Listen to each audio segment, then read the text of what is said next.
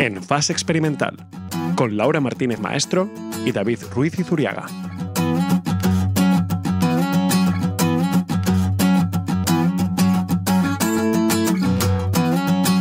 Bienvenidos a En Fase Experimental, el podcast científico mensual de la Sociedad de Científicos Españoles en Reino Unido.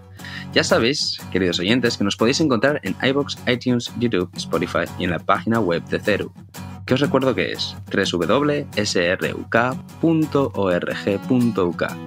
También síguenos en Twitter, además que tenemos también Instagram, donde podéis colocar, como en Twitter, el hashtag En Fase Experimental. Seguid la cuenta de tanto de Twitter como de Instagram y también dándonos feedback sobre temas que queráis escuchar en el futuro o qué os parecen estos programones que ya os tenemos preparados.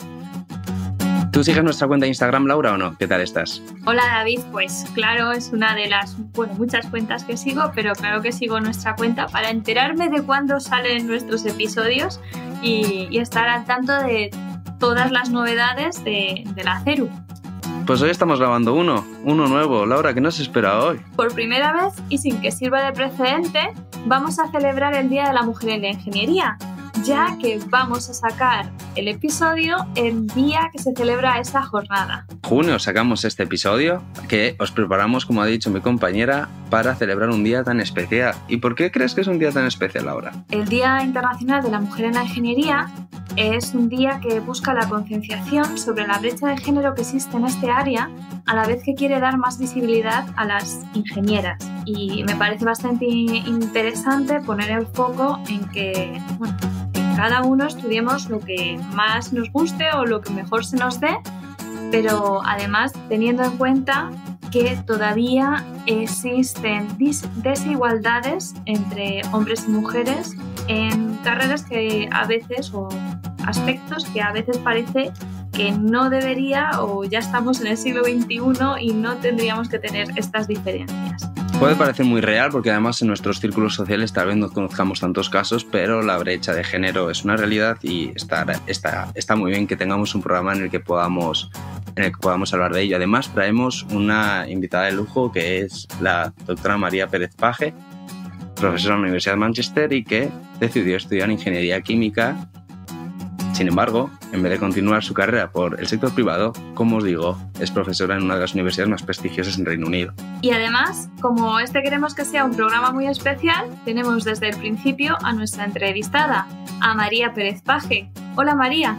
Hola, ¿qué tal, Laura? ¿Qué tal, David? ¿Cómo estáis? Muchísimas gracias por venir, María. La verdad que es un programa que además que para nosotros va a ser muy cómodo porque igual es el programa en el que menos vamos a hablar, pero la verdad que nos va a parecer muy interesante conocer tu experiencia como ingeniera y conocer tu carrera profesional en la academia y eso, un poco la comparación que se puede ver entre ingenieros, científicos y también tu papel como mujer en el mundo de la ingeniería. ¿Te parece, Laura, si haces una pequeña intro y conocemos más a nuestra invitada? Pues justo iba a proponer eso porque nosotros dos conocemos a María, pero a lo mejor hay algún oyente nuestro que todavía no la conoce. Así que voy a presentarla. María Pérez Paje es profesora en el Departamento de Ingeniería Química de la Universidad de Manchester. María es ingeniera química por la Universidad Politécnica de Valencia, donde después de graduarse en Ingeniería, obtuvo el título de máster y un doctorado en Ingeniería Química. En 2013 obtuvo la prestigiosa beca Transatlantic Partnership for Excellence in Engineering Fellowship de la Unión Europea, con la que se fue de postdoc a Estados Unidos, concretamente a la Universidad de California, en la que trabajó en materiales porosos para la captura de productos de fisión. 3 años más tarde, en 2016, empezó un nuevo postdoc en la Universidad de Manchester, donde en 2020 consiguió una plaza como profesora trabajando en aplicaciones de materiales bidimensionales para mejorar la eficiencia de dispositivos electroquímicos energéticos. Así que, María, como siempre hacemos aquí, empezamos con una pregunta así un poco controvertida. ¿Por qué decidiste estudiar ingeniería química en lugar de química? Bueno, pues en realidad yo durante el instituto siempre me gustó mucho la química. Era mi asignatura favorita. Para mí estudiar química era algo muy agradable, no me suponía ningún tipo de esfuerzo. Y sí que siempre quise estudiar una carrera relacionada con la química. Bueno, al final, después de hacer de valorar muchas otras opciones, sí que vi o pensé que ingeniería química podría tener más salidas profesionales que química. Y nada, pues ahí me lancé a estudiar esta carrera. Y la verdad que, bueno, nunca me he arrepentido de ello y siempre he dicho que si tuviese que volver a elegirla, volvería a hacerlo, la verdad. A mí la verdad me parece una carrera muy interesante. Yo estudié química al final, pero sí que es cierto que en el bachillerato a mí me vendieron también lo mismo. Y seguramente con razón de que la ingeniería química tiene muchas más salidas o por lo menos es una carrera, una opción muy buena para coger si de verdad estás pensando en hacer algo relacionado con la química y considerando también tener unas buenas salidas profesionales. Bueno, en realidad también una vez que empiezas a estudiar la carrera te das cuenta que tampoco está tan relacionada con la química. Obviamente está relacionada con la química, pero bueno, es mucho más que simple química. Al final yo sí que he notado muchas veces que no tengo tanto conocimiento de química como me gustaría y sí que es bastante diferente la carrera una vez que ya estás dentro.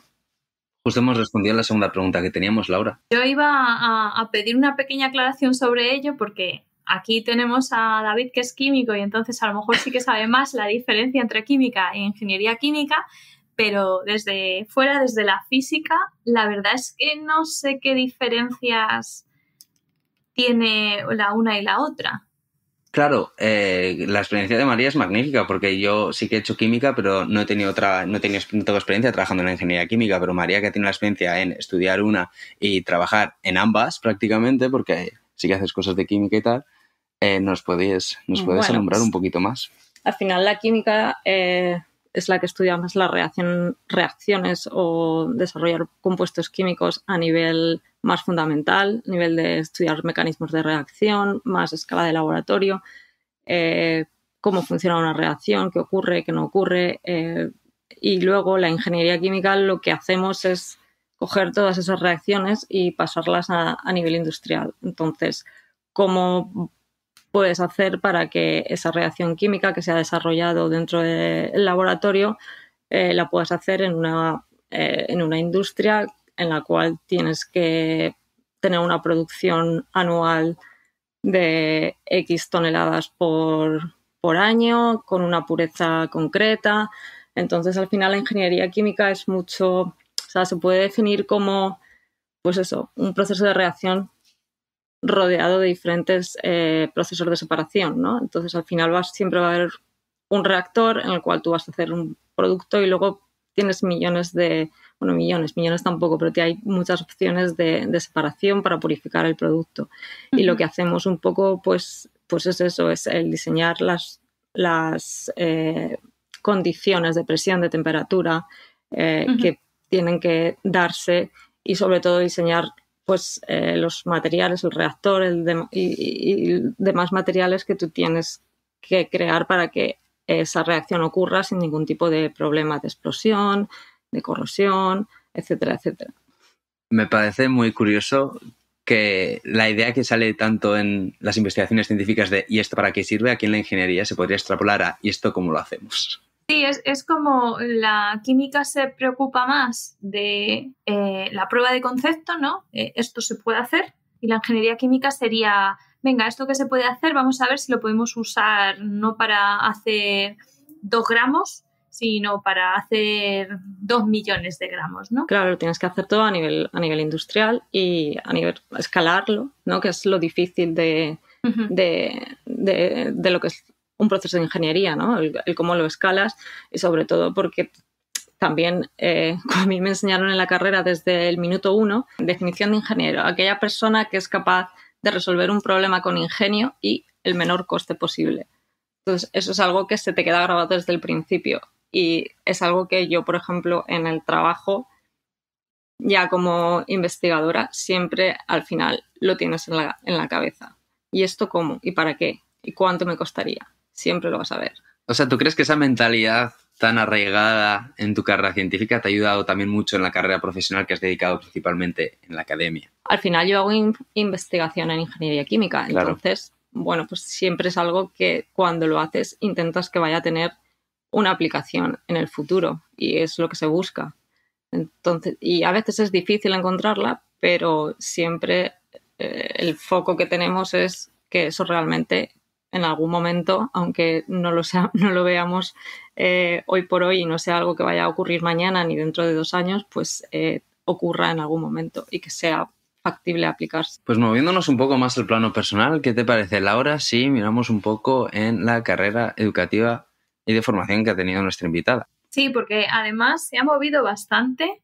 Realizaste, María, tu doctorado en Valencia, pero decidiste irte a Estados Unidos a hacer un postdoc para continuar en el mundo académico. Y además, eso, te fuiste bastante lejos de casa, nada más y nada menos que hasta California. ¿Nos puedes contar un poquito por qué o cómo llegaste hasta allí? Sí, claro, pues yo una vez que terminé la carrera, sí es cierto que, puesto que siempre me ha gustado la química, como he comentado anteriormente, lo de trabajar en un laboratorio era algo que siempre me había llamado mucho la atención y siempre he pensado que me encantaría pasar o dedicarme profesionalmente a estar en un laboratorio haciendo lo que me tocase en ese momento, pues, o lo que decidiese hacer, ¿no? Por eso me salió la oportunidad cuando terminé la carrera de hacer el doctorado. Me ofrecieron una beca en el Departamento de Ingeniería Química del Politécnico de Valencia y bueno, pues me quedé allí haciendo el doctorado. Básicamente fue en la mejora de la eficiencia de pilas de combustible también. Y cuando terminé el doctorado, bueno, pues en España, como bien sabemos, los tres que estamos aquí, las posibilidades que tienes para seguir en academia después de tener el doctorado son bastante bajas y también una vez que tienes el doctorado es difícil irte también a trabajar a la empresa privada porque bueno, es como que si decides, en España si decides el camino profesional de academia, es muy difícil pasarte a industria. Y cuando terminé el doctorado, pues estuve un año buscando trabajo, no conseguí nada y bueno, me salió la oportunidad de la beca, la que has comentado antes, la Transatlantic, que inicialmente eran solo 6 meses. Entonces, bueno, sí que de primeras da mucho respeto lo de irte a Estados Unidos. O sea, yo nunca había pensado salir fuera de España, sinceramente, pero bueno, fue un poco desesperado, ¿no? De no tener nada, de verme incapaz de conseguir un trabajo en España. Pues me salió esta oportunidad y ahí me fui. Y una vez que estaba allí, en el grupo, el que me acogió me ofreció un contrato como postdoc, entonces continué allí y estuve unos 2 años en California. Claro, al final el camino que solemos seguir normalmente los inmigrantes es un poco movernos por Europa principalmente y luego ya si eso dar el paso, ¿no? Dar el gran salto y movernos, pues eso, a lugares más lejanos como puede ser Norteamérica. Pero tú fuiste directamente de estudiar en Valencia, carrera, máster, doctorado y saltar a California. ¿Cómo fue el cambio? Bueno, pues sí, es lo que te comento. La beca esta de la que pude disfrutar era una beca muy peculiar porque solo estaban una serie de universidades de Europa y una serie de universidades de América. Entonces, la gente que éramos de Europa nos teníamos que ir a una universidad de América y los que eran de América tenían que venir a una universidad de Europa. Entonces, bueno, pues así salió la opción de irme donde estuve, en California, la Universidad de California, en Davis concretamente. Y la verdad que fue una experiencia muy buena y muy enriquecedora para mí, sinceramente. Aprendí mucho y, bueno, eso me abrió oportunidades profesionales que probablemente no hubiese tenido si me hubiese quedado en España y la verdad que muy contenta. Aparte de que, bueno, pues es un país que se disfruta mucho y yo disfruté mucho California, disfruté mucho Estados Unidos y le tengo mucho cariño por todo lo que me ha dado, tanto personal como profesionalmente. María, en tu periodo como investigadora en Estados Unidos, del que nos has estado hablando, trabajabas en materiales nanoporosos para captura de gases. ¿qué son estos materiales y cómo capturan estos materiales los gases? ¿Tienen unas manitas que los cogen o cómo va esto? Bueno, algo así. No, bueno, son materiales que tienen, bueno, como su nombre indica, nanoporosos, ¿no? Tienen poros muy pequeños a nivel de nanómetros y tienen unas estructuras muy peculiares que hacen que los gases se puedan quedar ahí atrapados, como, bueno, una de las operaciones de separación que se llaman absorción.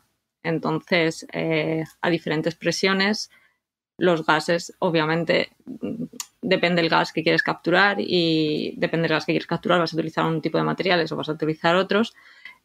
Bueno, pues el material se puede quedar atrapado dentro de esos poros. Son materiales que tienen una superficie activa muy alta y que pueden absorber muchas moléculas, por así decirlo, de gases. Son, por ejemplo, un ejemplo es las zeolitas, son así los materiales más famosos de este tipo de estructuras. Que hay diferentes estructuras y, bueno, pues dependiendo de, como he dicho antes, dependiendo de lo que quieras absorber, pueden utilizar unos u otros. O dependiendo del tamaño de molécula que tú quieras, pues tendrás hay diferentes tamaños de poros. Más grandes, más pequeños, para que pueda absorber la molécula mejor. Y más en concreto, ¿qué aplicaciones buscabas durante tu estancia en Davis? Bueno, pues yo lo que hice más en concreto allí fue prácticamente caracterizar estos tipos de materiales o ver cómo podía hacer que estos materiales, por ejemplo, añadiéndole platino o paladio, hacerlos más resistentes a condiciones adversas que puedes encontrarte en reactores de fusión, pues altas temperaturas, a composiciones químicas o ambientes químicos muy agresivos y demás. O sea, básicamente estuve caracterizándolos para esas diferentes condiciones y también trabajé en nuevos síntesis, o sea, nuevas formas de sintetizar algún material de ellos. ¿Y cómo hacen estos materiales? Porque entiendo que cuando entran en contacto con diferentes tipos de gases, se hace algún tipo de enlace que hace que se junten, ¿no? Sí, no es un enlace, o sea, no se quedan atrapados en un enlace, es más absorción, o sea, se quedan adheridos en los materiales y para ello tienes que tener unas condiciones de presión adecuadas. O sea, entonces, bueno, pues eso, a un cierto tipo de presión el material se va a quedar adherido ahí. O sea, en este caso concreto hablamos de absorción, luego es que a veces se confunde mucho la absorción con la absorción. La absorción sí que tienes más, por así decirlo, reacción química, pero en la absorción simplemente se quedan adheridos por las presiones a las que haces y cierto tipo de temperaturas también. O sea, va a afectar mucho la temperatura y la presión. Entonces sería un proceso reversible si cambiamos la temperatura, la presión del... Sí, o sea, es un proceso que tú a una presión en concreto va a absorber, pero cuando tú vuelves o le quitas esa presión, el material se va a desorber. Uh-huh. ¿Y podríamos utilizar estos materiales para capturar CO2 o metano o algún gas de estos que nos está fastidiando el clima?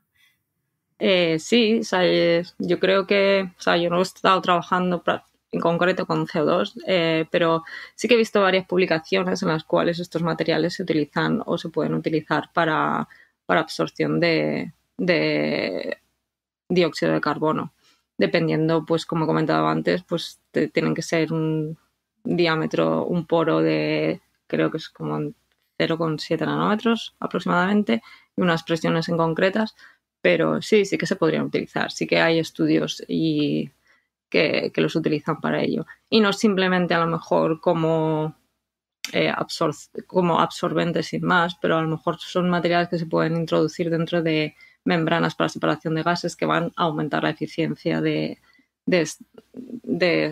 este tipo de, o sea, la eficiencia para separar este tipo de gases. Y de la Universidad de California saltamos a la Universidad de Manchester, donde, si no me equivoco, antes de llegar a conseguir la plaza de profesora, ¿estuviste 4 años de postdoctorado?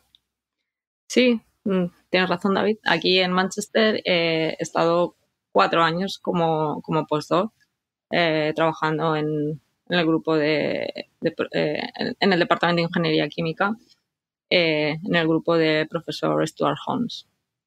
¿Y qué investigaciones llevó a cabo? ¿Hiciste algo similar como en la Universidad de California o hubo un cambio algo más drástico?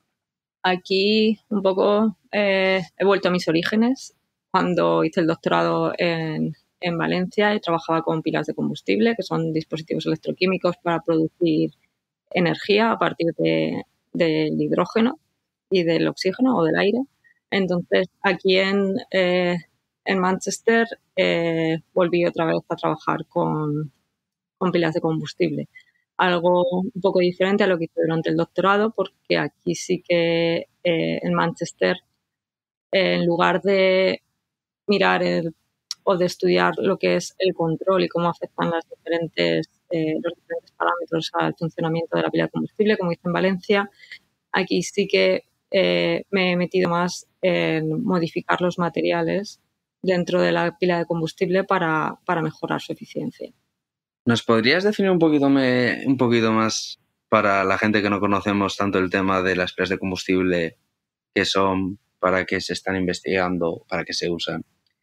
Bueno, las pilas de combustible, como he dicho, son dispositivos electroquímicos. Como todos los dispositivos electroquímicos, en general están compuestos por 2 electrodos, ánodo y cátodo, y un electrolito, que es donde ocurren o donde se transportan los iones de un electrodo a otro. Bueno, como químicos conocerás, son las reacciones redox. Entonces, lo que ocurre dentro de una pila de combustible son reacciones redox. En un electrodo vamos a tener una oxidación y en el otro electrodo vamos a tener la reducción. Y el combustible que se utiliza es, bueno, hay diferentes tipos de pilas de combustible, pero así el más conocido es el hidrógeno, ¿no? Entonces, es todo lo que ahora se conoce como la economía del hidrógeno, pues la pila de combustible tiene mucho que ver en ello. O sea, el hidrógeno, si somos capaces de producirlo de una manera limpia, a partir del agua, por ejemplo, pues su combustión dentro de una pila de combustible va a producir energía de una manera mucho más eficiente que puede producir energía un motor de combustión, por ejemplo, porque es una conversión directa, no hay ningún tipo de ciclo de Carnot ni nada por el estilo como ocurre en los motores de combustión. Aparte que el único subproducto que vamos a obtener de esta combustión es el agua y la energía, el calor que produce. Yo aquí tengo que parar un momento como representante de los que no han estudiado química. Claro. Entonces, una pila de combustible no tiene nada que ver con una pila AAA o una batería de teléfono, ¿verdad? No, la pila de combustible lo que hace es producir energía y lo que se conocen o lo que conocemos comúnmente como pilas, o sea, las pilas que introducimos en cualquier dispositivo para que funcione, eso son baterías. Entonces, la batería lo que hace es almacenar energía, no producirla. La batería almacena la energía y cuando la necesitas la suelta. Y lo que es la pila de combustible lo que hace es producir energía siempre y cuando le estés introduciendo combustible, que puede ser en este caso hidrógeno. Que es como lo que conocemos el común de los mortales como a lo mejor un motor. Es lo que sería una pila de combustible. Vale, gracias por la aclaración para los no químicos. Entonces, estás diciendo que estas pilas de combustible son lo que conocemos como motores y estás diciendo que con hidrógeno, por ejemplo, son mucho más eficientes que otros tipos de combustible. ¿Lo podríamos utilizar para coches y tener coches más eficientes y a la vez más limpios porque no están echando metano al ambiente? Sí, de hecho existen ya coches que funcionan con pilas de combustible de hidrógeno, sobre todo en países tipo Alemania, en China, Japón. Hay bastantes marcas de coches que ya lo comercializan. Pero bueno, todavía es algo que no es no está muy implantado, puesto que se depende mucho del hidrógeno. Hoy por hoy el hidrógeno no se produce de una manera limpia todavía, casi siempre viene del reformado del petróleo, por lo tanto seguimos dependiendo de combustibles fósiles. Se necesita también una serie de hidrogeneras, una línea de hidrogeneras para que los coches puedan repostar. O sea, igual que ahora tú vas por la carretera y tienes gasolineras por todos los sitios, pues igual se necesitaría, pero hidrogeneras. Y luego el hidrógeno también genera mucho miedo porque es un gas que es muy inflamable. Entonces es relativamente sencillo de explotar, aunque también es un gas que es muy volátil, por tanto es muy difícil que haya una acumulación de hidrógeno. Generalmente es fácil de disipar, es muy volátil. Entonces, bueno, sí que es cierto que tiene mucha facilidad para explotar, pero a la vez es algo complicado que se generen aglomeraciones de hidrógeno. Pues la verdad que es muy interesante. Y dentro de esta investigación más particular que haces en la Universidad de Manchester, ¿qué materiales utilizas en estas pilas de combustible con las que estás trabajando? Bueno, pues yo me estoy enfocando básicamente en la aplicación de materiales bidimensionales para la mejora de la eficiencia de las pilas de combustible. Y más concretamente con grafeno o materiales derivados del grafeno. Bueno, María, has dicho la palabra mágica en Manchester, que es grafeno. ¿Trabajas entonces con este material que está tan de moda en esta ciudad inglesa? Pues sí, trabajo, obviamente. Trabajas en Manchester y es raro que un investigador en Manchester que se dedica a investigación en química, física, ingeniería química, no toque en algún momento el grafeno. Y sí, bueno, grafeno es una palabra muy amplia, pero sí, es uno de los materiales que estamos introduciendo dentro de, de las pilas de combustible para su mejora. ¿Y por qué el interés en utilizar este material para esta aplicación tan determinada? Bueno, nosotros lo utilizamos en diferentes lugares dentro de que es la pila de combustible, ¿no? O sea, dentro de lo que he comentado antes, que es un electrodo o el electrolito, pues el electrodo necesitas un catalizador y el catalizador va a necesitar un transporte de electrones bastante... O sea, va a necesitar un material que sea muy conductor eléctricamente. Y el grafeno o el óxido de grafeno reducido es uno de los materiales que se puede utilizar como soporte para el catalizador, puesto que aumenta mucho su conductividad eléctrica.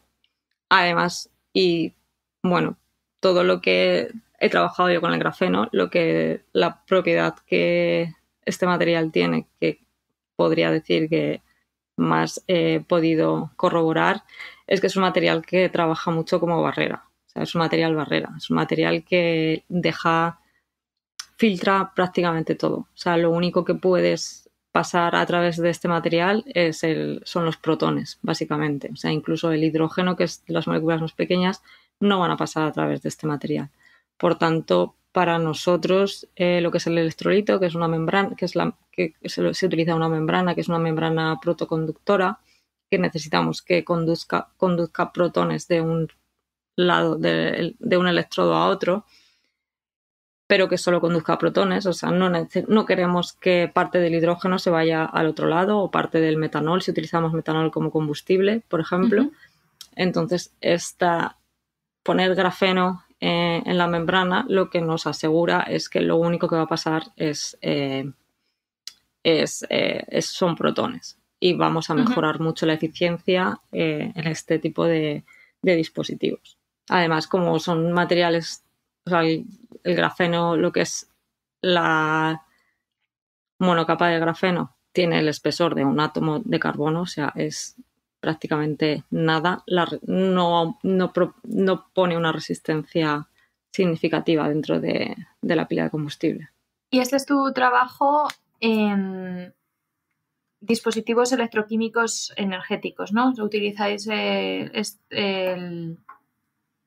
estas membranas de grafeno para mejorar estos dispositivos. Sí, por un lado, inicialmente hemos utilizado como he dicho, la monocapa de grafeno, pero bueno, en realidad la monocapa de grafeno es un material muy caro y muy difícil de manejar. Entonces, como alternativa a utilizar esta monocapa de grafeno, se utilizan otros materiales derivados de grafeno, como el óxido de grafeno, por ejemplo, que tiene propiedades también similares a lo que es la monocapa de grafeno, pero son mucho más sencillos de producir y más baratos. Entonces, generalmente ahora lo que estamos trabajando es en composite membranes, o sea, membranas compuestas por lo que es el polímero y lo que es graphene oxide, óxido de grafeno, como material intercalado dentro de lo que es la membrana. Claro, y un poco relacionado con esta dificultad de la que has hablado, una de las tantas dificultades que se ha descubierto en el mundo científico durante estos años del grafeno. Ahora la pregunta que viene, igual que me la puedes dar un poco más desde el punto de vista más ingenieril. ¿Se podrá conseguir, tú crees, obviamente, intentando predecir el futuro, se podrá conseguir utilizar el grafeno o productos similares derivados del grafeno en aplicaciones industriales a gran escala? Bueno, pues espero que sí, ¿no? Porque para eso estamos trabajando, pero creo que el grafeno al final también ha tenido una publicidad desde el principio muy buena y se ha querido poner en prácticamente todo. Y al final, bueno, pues es un material que yo diría que es cierto que tiene todas las propiedades que se dicen y no voy a negarlas, pero también es un material muy complejo de trabajar. O sea, es un material que, dependiendo de la síntesis que le hagas, se te va a producir de una forma o de otra. Dependiendo de la temperatura que le pongas, no vas a tener un óxido de grafeno totalmente con grupos funcionales, vas a tener más, vas a tener menos, y todo eso va a afectar a las propiedades. Entonces es algo que se necesita controlar todavía. Creo que el mayor problema que hay hoy por hoy para comerciar el grafeno y meterlo en aplicaciones industriales es pues eso, la síntesis y el poder sintetizarlo de una manera industrial, de una manera que la puedas hacer pues eso, no en pilas de combustible como trabajo yo, de un área de 2,25 centímetros cuadrados, pero de áreas pues eso, de a lo mejor metros cuadrados. Entonces, poder poner ahí el grafeno todavía está un poquito fuera de, vamos, que todavía no se va a poder, sobre todo también por la complejidad y por lo caro que es. Volvemos un poco a lo que comentábamos antes de la ingeniería. Al final siempre buscas que la mejora que ese material te va a producir te sea rentable económicamente. O sea, si me va a producir una mejora, pero no es una mejora que a la larga me es rentable económicamente porque voy a gastar mucho más en hacer ese material y en ponerlo y demás, no se va a hacer. Entonces, eso es lo que todavía, desde mi punto de vista y con mi experiencia, creo que todavía falta. Vemos que es un material que sigue siendo muy prometedor, en el que hay mucha esperanza depositada, pero que, como comentas, aún queda mucho por conocer, por trabajar y por investigar sobre. Luego es cierto que sí que se ha introducido ya en algunas baterías. Creo que Siemens o alguna compañía de teléfonos móviles creo que ya han metido baterías en las cuales se está metiendo el grafeno. Lo que pasa es que también lo que hay que tener en cuenta es que el grafeno es una palabra muy amplia, pero eso no es simplemente grafeno. O sea, el grafeno realmente es lo que es la monocapa de grafeno, que es lo que Andre Geim fue capaz de aislar aquí en Manchester. Pero lo que se utiliza mucho más es pues eso, materiales derivados de grafeno, que son el óxido de grafeno, el óxido de grafeno reducido. Pero todo el mundo le llama grafeno y, bueno, dice grafeno y en realidad no se sabe bien a qué material de todos ellos está refiriendo. Generalmente, desde mi experiencia, serán más, pues eso, materiales derivados de grafeno que lo que es la monocapa de grafeno. El grafeno, dependiendo, si hablamos de grafeno, monocapa de grafeno, claro, dependiendo de si tienes una capa, si tienes dos, las propiedades van a ser completamente diferentes, claro, o si tienes tres. Y luego también que son materiales que tú los puedes caracterizar a nivel de laboratorio.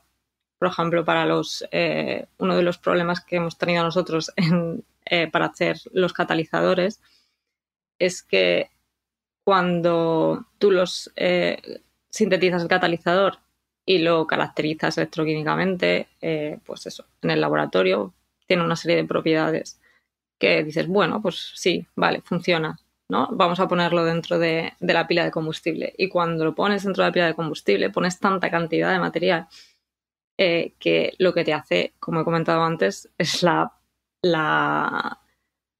aplicación que más he podido corroborar, que es que hace como barrera. Entonces, cuando tú pones mucho grafeno junto, puesto que son materiales bidimensionales, o sea, son como si tuvieses flakes puestos uno encima de otro, lo que haces es que ahí no pasa nada. O sea, estás haciendo una barrera estupenda y estás aumentando muchísimo la resistencia a la transferencia de materia, por lo tanto, por muy el conductor eléctrico que sea, te va a dar igual porque el hidrógeno, por ejemplo, no va a llegar a los centros activos para producirse la reacción. Entonces, son cosas que lo ves un poco cuando vas haciendo la aplicación. Y tienes tienes un tapón carísimo. Sí, totalmente. Entonces, bueno, tienes que ir jugando un poco con el hecho de... Al final, el grafeno también dicen que es como el caviar, ¿no? Que lo tienes que poner en muy pocas dosis y con muy pocas dosis mejora. O sea, no puedes ponerlo en muchas cantidades, hay que ponerlo en pocas dosis. Pues justo ahora que estamos hablando de que, aparte de caracterizar los materiales, los llevas un poco a si son viables para las aplicaciones, ¿te sientes más química o ingeniera química mientras estás haciendo investigación? Bueno, pues la verdad es que cuando estás haciendo investigación, y en concreto la investigación que hago yo, que por mucho que sean aplicaciones de ingeniería y demás, al final trabajo mucho a escala de laboratorio. Y bueno, pues sí, siempre ha sido como un poco crisis de identidad que he tenido, de que ni me siento ingeniera química ni me siento química. O sea, muchas veces he notado que dentro del laboratorio me gustaría haber tenido más conceptos de química, puesto que he trabajado con muchas reacciones y demás. Y luego, pues también es cierto que al final pierdes un poco pues eso, todo lo que estudias durante la carrera, todo lo de escalado, lo que son realmente ingeniería química de procesos de separación y demás. Entonces sí que es un poco pues eso, falta de identidad. Lo que pasa que también, pues lo que comento, siempre tienes ese pensamiento de ingeniería química y por mucho que en el laboratorio a ti te funcione y veas algo que dices, joder, pues mira, esta membrana que hemos hecho funciona muy bien, al final lo vas a publicar porque, bueno, pues en investigación se busca mucho el poder publicarlo y difundir lo que haces, pero siempre piensas, bueno, ¿y esto me valdrá económicamente? O sea, ¿lo haría? ¿Se podría montar? Siempre tienes ahí, y más cuando trabajas con grafeno, que siempre pues tienes que buscar diferentes opciones de cómo puedes resolver los problemas que te da, por ejemplo, cuando te pone transferencias de materia, cuando te está aumentando mucho la transferencia de materia, o sea, cómo puedes hacer que eso está aumentando mucho la resistencia a la transferencia de materia, perdón. ¿Cómo puedes mejorar eso, no? Que al final le tienes que hacer diferentes cosas al grafeno, que al final dices, bueno, pues es que si yo tengo que hacerle todo esto al grafeno para que al final la pila de combustible funcione mejor, pues me quedo con lo que tenía antes, que en realidad es más barato. Uh-huh. Bueno, y continuando un poco con el rol que tienes aquí en la universidad, ¿te veías cuando estás estudiando ingeniería química como profesora? Pues la verdad que no. No es algo que nunca me lo llegué a plantear. Sí que es cierto que cuando empiezas con el doctorado, pues es un poco el camino que buscas, ¿no? Después de hacer el doctorado, esperas sacar la plaza. Pero bueno, la verdad es que no ha sido fácil y nunca pensé que yo iba a poder estar trabajando de lecturer en la Universidad de Manchester, la verdad. Para mí ha sido, bueno, una sorpresa bastante grata. ¿Disfrutas dando clases? Por mucho que decidieras empezar una carrera de ingeniería, ¿disfrutas dando clases en la universidad?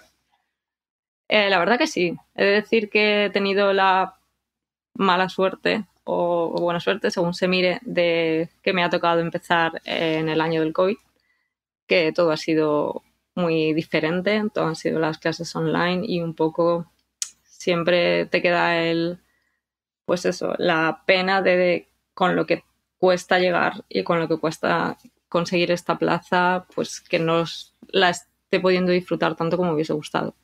Pero bueno, poco a poco pues nos vamos haciendo y la verdad que sí, es una de las... es mucho trabajo, pero bueno, es bastante gratificante el dar clases, es una de las partes bonitas de esta carrera. Además, he empezado a enseñar pues eso, asignaturas muy relacionadas con ingeniería química que en cierto modo me han hecho reencontrarme con la ingeniería química. Y bueno, un poco de, pues la verdad que sí que es algo que estoy disfrutando bastante. ¿Y te has planteado alguna vez dar el salto a la industria? La verdad que no, la verdad que nunca lo he planteado. Es algo que siempre voy a tener ese gusanillo ahí, sobre todo pues eso cuando estás trabajando, ahora que estamos trabajando más con procesos reales, cuando lo tienes que pues eso, explicárselo a los estudiantes y demás.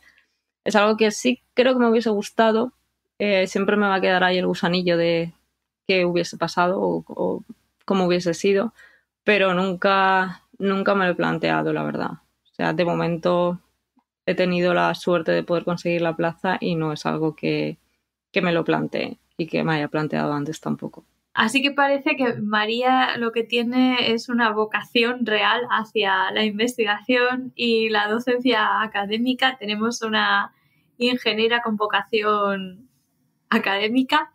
Una ingeniera que ya se va a quedar en el ambiente universitario, ¿ves? La verdad que es raro dentro de la no solo de la ingeniería química, ¿no? Dentro de la profesión de ingeniería, que la gente quiera dedicarse a investigación. No es lo normal. O sea, de todos los compañeros que tenía yo en la carrera, solo 2 personas tres se han dedicado a academia. Uno de ellos incluso ha vuelto a industria después.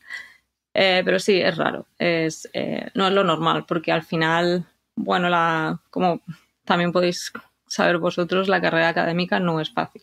Es una carrera de fondo y, bueno, pues se necesita mucho sacrificio para llegar a tener una plaza y sobre todo si quieres quedarte dentro de tu país, que es España. Entonces, con la experiencia sobre la carrera académica de una ingeniera, terminamos la entrevista. Muchísimas gracias, María, por estar con nosotros y darnos una entrevista tan bonita sobre tu carrera, sobre tu experiencia y sobre una visión completamente diferente de la carrera académica a la que estamos Laura y yo más acostumbrados. Gracias a vosotros por la invitación.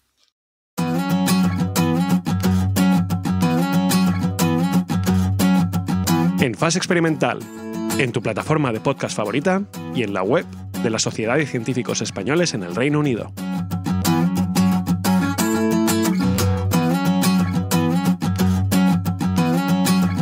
Volvemos de la entrevista y hoy soy yo quien te pregunta a ti, David, ¿qué te ha parecido esta entrevista con la profesora María Pérez Paje? Pues la verdad es que me gusta mucho más hacer la pregunta a mí, pero voy a repetir la tónica de nuestros programas y la respuesta va a ser muy similar, ya que me ha encantado esta entrevista, donde hemos aprendido muchísimo sobre la perspectiva de la ciencia, de la academia, desde el lado de la ingeniería, y donde hemos disfrutado también de la experiencia y de esos grandes mensajes que nos ha lanzado María durante esta entrevista.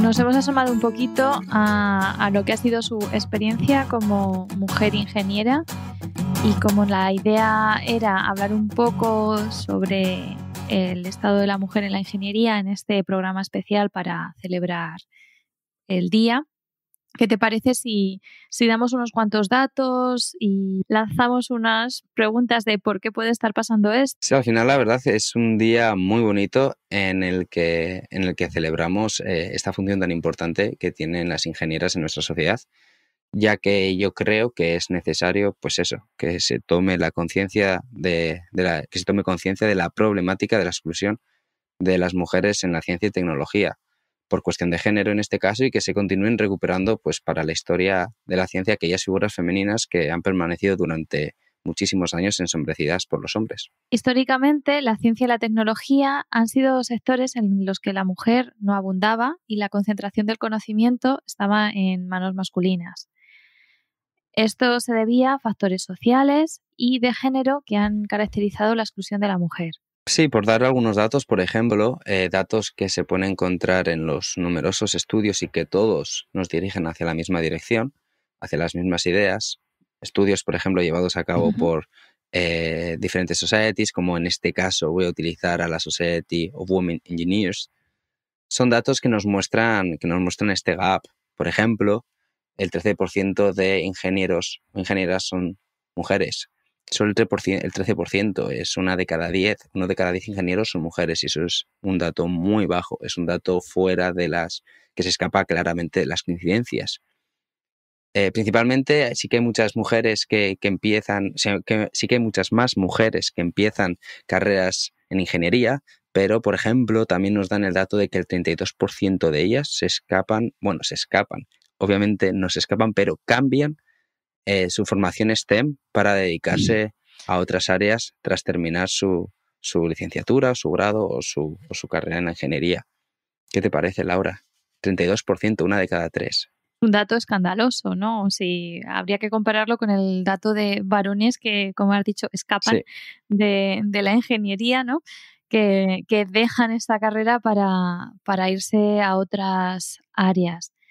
Como un punto positivo, podemos dar que en España, en 1975, solo un 5% de las personas que estudiaban ingeniería eran mujeres y ya eran un 10% en 2013.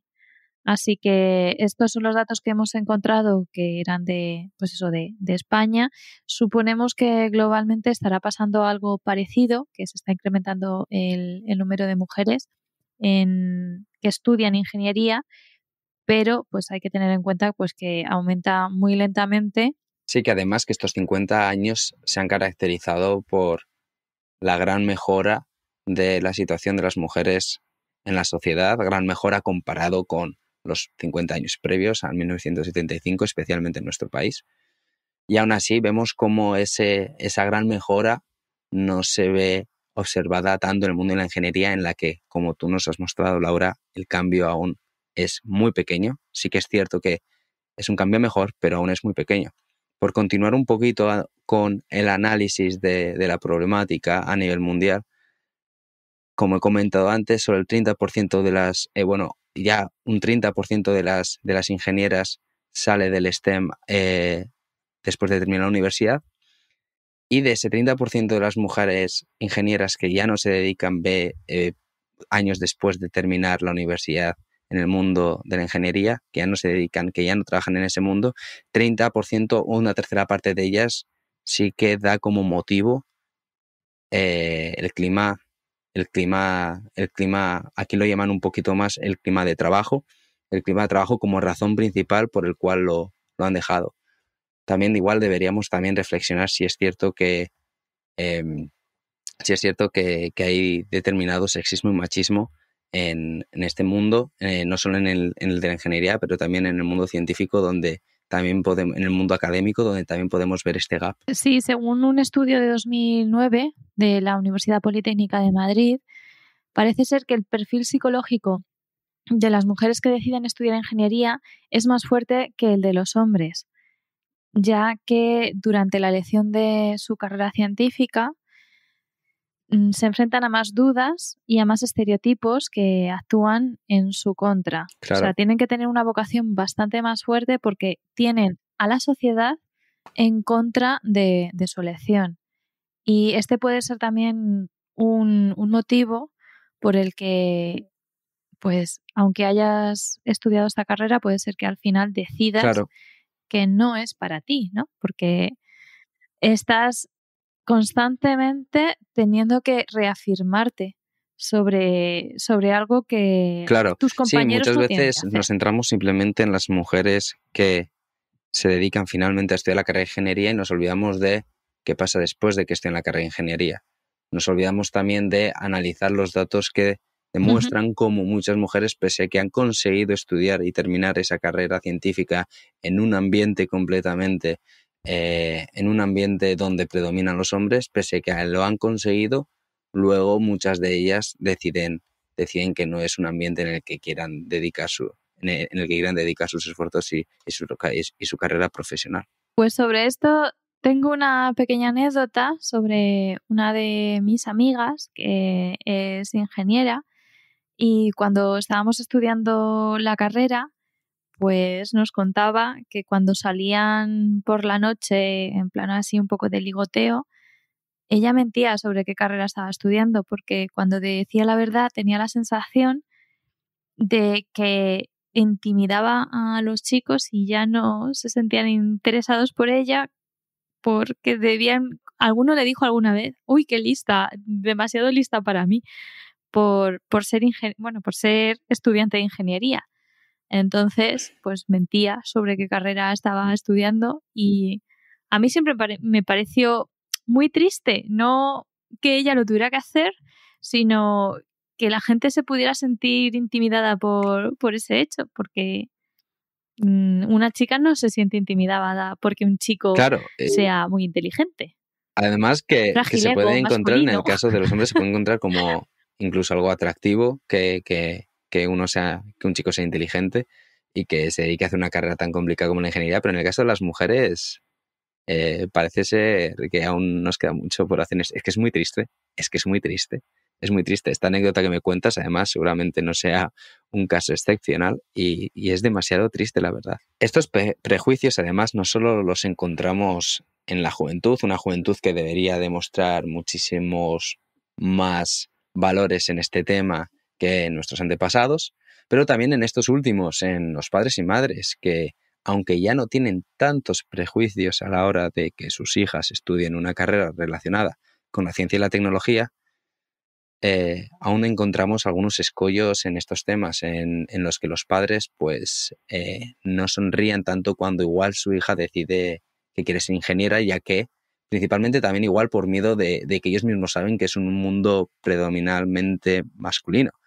y sí que les puede crear un poco de miedo, un poco de extrañeza, este tipo de sensaciones que no favorecen tanto, que no puedan favorecer tanto a que las mujeres decidan tomar esta carrera como futuro profesional. Y con lo que has dicho anteriormente, que el 30% de las mujeres que se gradúan en ingenierías dejan las carreras después, que también es triste, ¿no? Porque tienen como más problemas para no acceder a ellas, sino que está como peor visto que estudien este tipo de carreras y lo consiguen y después dejan la carrera que habían elegido y que tanto les había costado, sobre todo mentalmente, llegar a ella. Sí, porque como bien dices, Laura, aunque la educación superior haya incrementado en el número de alumnas, muy pocas veces nos olvidamos de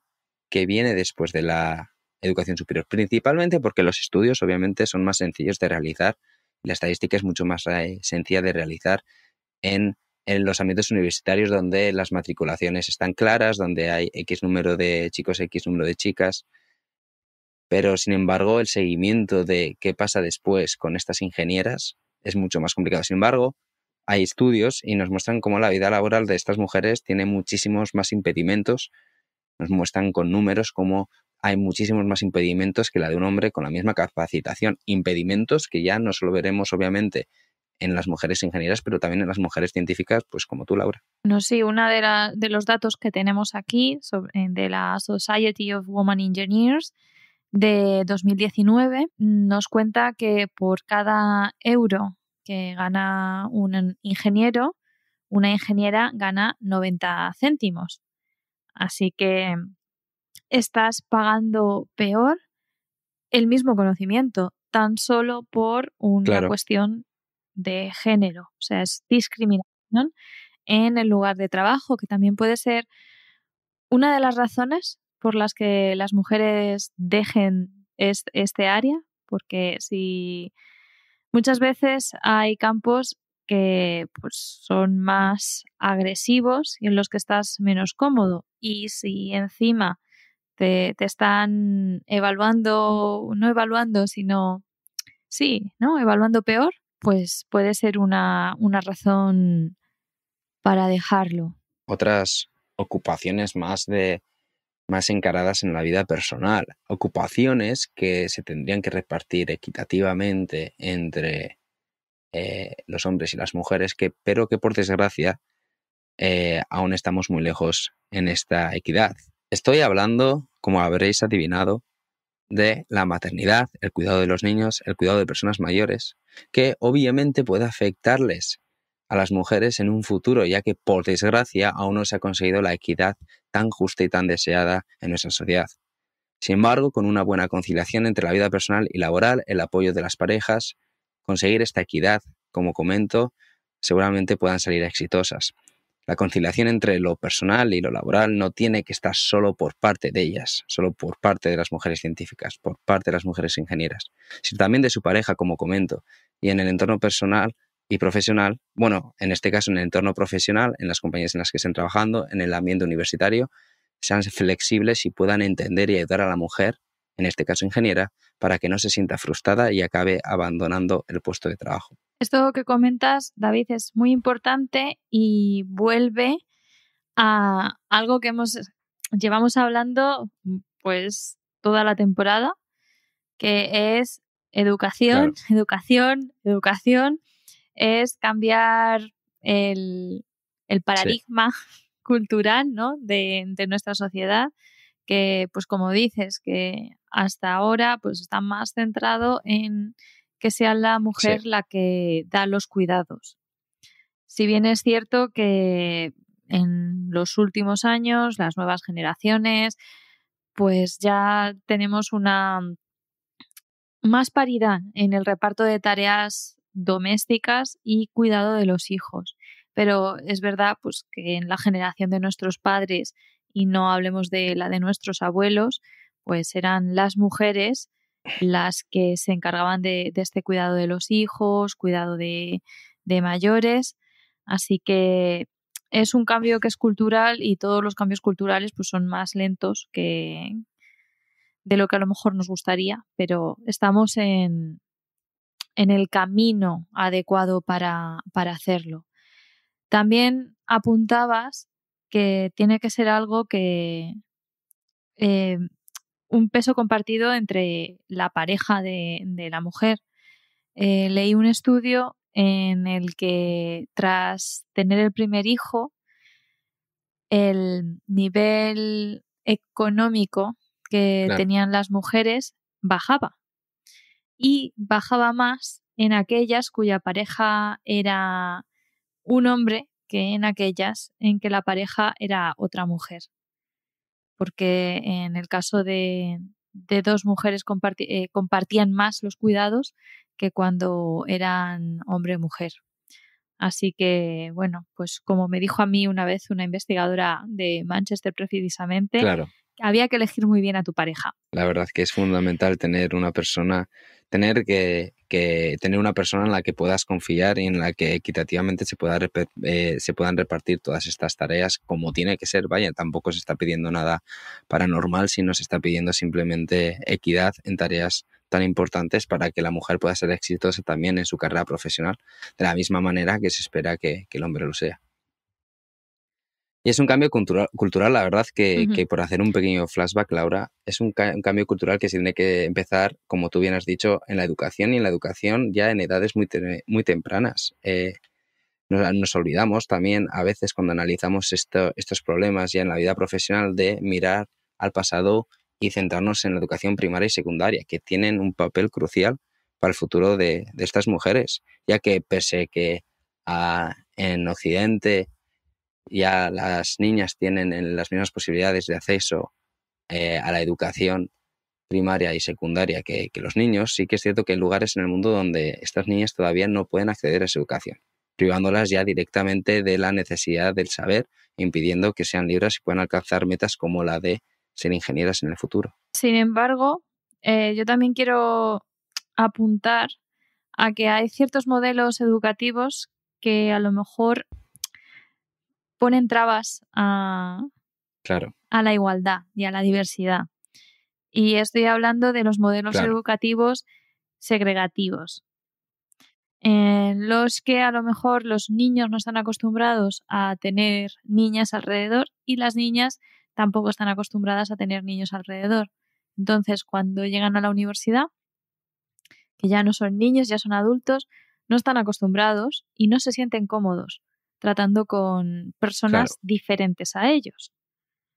Entonces, ahora estamos hablando de género, pero podríamos pensar lo mismo si segregamos por etnias, ¿no?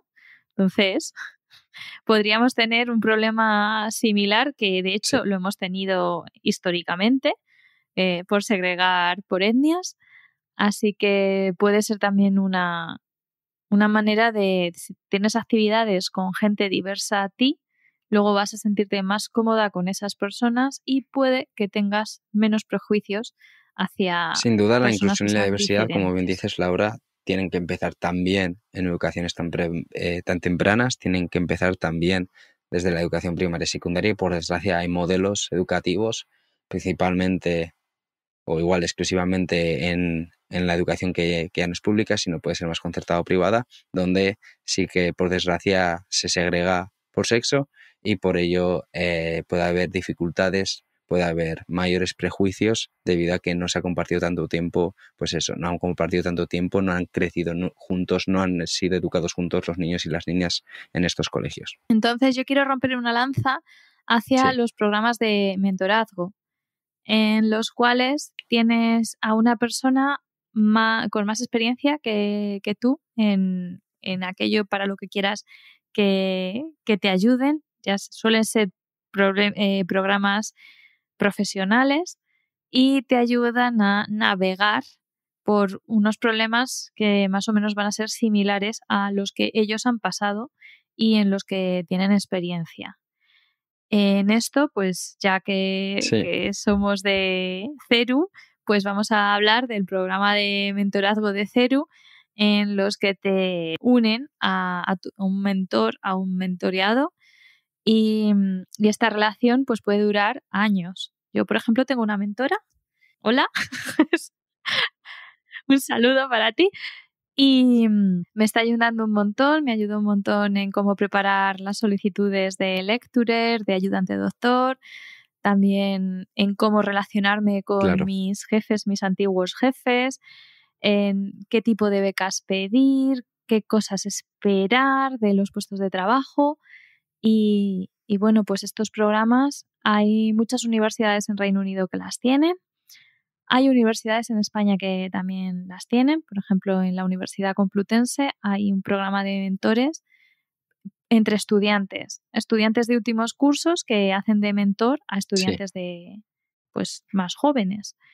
Y yo creo que es una experiencia muy buena, y aparte de que, bueno, si tienes un mentor, pues te va a ayudar. Yo creo que también el mentor saca mucho de ayudar al otro, aunque sea pues un ejercicio de empatía.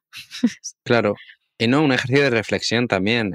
Obviamente cuando estás enseñando, cuando estás ayudando, sí que es cierto que tienes que tener una actitud muy reflexiva y te planteas muchas cosas que igual no te hubieras planteado si no hubieras tenido esa función, si no hubieras tenido esa participación con otra persona que estaba en la misma situación que tú unos años atrás. Y por continuar con estos mensajes positivos, como hemos comentado Laura, hay una mayor tendencia, una tendencia a la que igual le tendríamos que poner un par de marchas más, pero sí que es una tendencia positiva en el número de mujeres que terminan una carrera de ingeniería. Sí que es cierto que estos datos los tenemos también que ver con la tendencia del aumento de directamente, en general, graduados y graduadas en ingeniería en los últimos años. La Society of Women's Engineering nos muestra cómo hay un 43% más de graduados en ingeniería y ciencias computacionales. Sin embargo, pese a que este número es un 43%, repito, hay un 65% más de mujeres que terminan las carreras de ingeniería y ciencias computacionales, y simplemente viéndolo en el marco temporal de 5 años, desde 2013 a 2018 en este caso. Así que, pese a que en general sí que es cierto que hay un mayor número de ingenieros en el mundo, el incremento de mujeres respecto a hombres también queda demostrado con estos datos que os doy, chicos. Pues es muy buena noticia, pero como hemos dicho antes, tenemos que conseguir que se queden, no salgan huyendo de la ingeniería una vez que acaben las carreras. Entonces, este problema de retención a nivel profesional, pues son ingenieros, ¿no? Y su trabajo es resolver los problemas, así que esperemos que puedan priorizar y llegar a un impacto positivo en el mundo resolviendo este problema y teniendo pues una sociedad ingenieril más diversa y seguramente mucho mejor. Así es, Laura. Así que, ¿qué te parece, David, si con esto cerramos pues este episodio de En Fase Experimental y nos vamos ya hasta septiembre? Así es, Laura. Acabamos curso, acabamos de grabar ya este último capítulo y ya, como tú bien dices, nos vemos en septiembre. La verdad que han sido capítulos muy bonitos, donde hemos tratado temas muy emocionantes, donde hemos aprendido un montón, donde esperamos que vosotros hayáis disfrutado y aprendido tanto como nosotros, y esperamos ya a las nuevas sorpresas que nos esperan para este nuevo curso. Nos vamos a echar de menos durante el verano. Muchísimas gracias por escucharnos, porque sin vosotros esto pues no sería posible. Muchas gracias a todo el apoyo que nos da la directiva de prensa y de CERU. Muchísimas gracias a Carlos por hacer que se nos oiga decentemente y que la ciencia os acompañe. En Fase Experimental, cada mes en tu plataforma de podcast favorita.